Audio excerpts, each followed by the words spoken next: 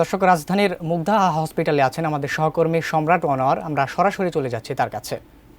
কয়েকদিন ধরেই ইন্টার্ন চিকিৎসকরা বাংলাদেশের বিভিন্ন যে হাসপাতালগুলো রয়েছে, সরকারি হাসপাতালগুলো, সেখানে তারা কর্মসূচি চালিয়ে যাচ্ছে এবং প্রতিদিনই তারা ঘণ্টাখানেক করে দেখা যাচ্ছে তাদের কর্মসূচি থাকে। তো সেই হিসেবে দেখা গেছে যে আজকে থেকে তারা পূর্ণাঙ্গভাবে অর্থাৎ পুরোদমে এই ইন্টার্ন চিকিৎসকরা কর্মবিরতিতে যাবেন বলে তারা কর্মসূচি দিয়েছে এবং সেই লক্ষ্যে আমরা এখন রাজধানী ঢাকার মুগদা মেডিকেল কলেজ হাসপাতালে আছি। কিন্তু এখানে এসে সকাল থেকে যেটি দেখছি যে ইন্টার্ন চিকিৎসকদের যে কর্মসূচিটি দেওয়ার কথা ছিল সেটি অন্তত এখন পর্যন্ত শুরু হয়নি।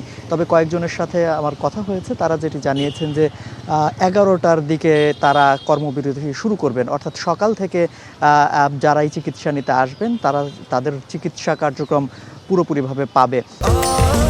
স্বাস্থ্যকর অল টাইম ফ্যামিলি কেক, সব সময় অল টাইম হেলদি লাইফ।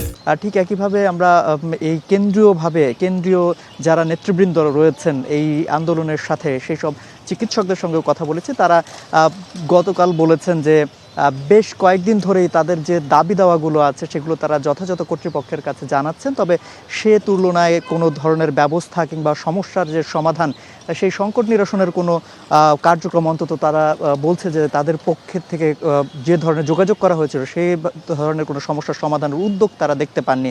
এবং যে কারণে তারা বলছেন যে 5টি দফা তারা দিয়েছিলেন, অর্থাৎ চিকিৎসক কারা তাদের নামের আগে ব্যবহার করবেন পদবি, সেই বিষয়টিও কিন্তু তারা বারবার বলছেন যে নির্ধারিত MBBS এবং BDS এর যারা সদস্যরা আছেন তারাই শুধুমাত্র চিকিৎসক পদবিটি ব্যবহার করবেন।